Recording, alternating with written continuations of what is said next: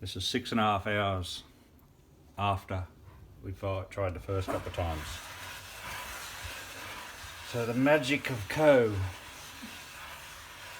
In theory this should all come off and just tip off the pan. That's a centimetre of magic KOH water. Let's see, this is a third attempt, twice with a normal sponge. This is the second time with the magic diamond cloth that KOH supply. So should we tip it out and show that it doesn't really do fuck all?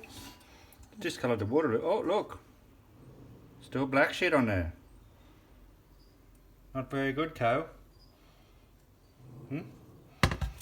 7 hours soaking, not 2 to 3 minutes.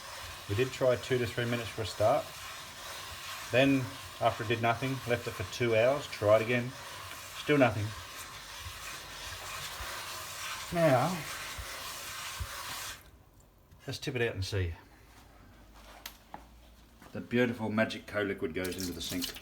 It's brown, but still fuck all difference. That's a good, probably non-stick Baccarat Rock pan. Nothing should stick to it. If it does, KOH should fix it. Negative.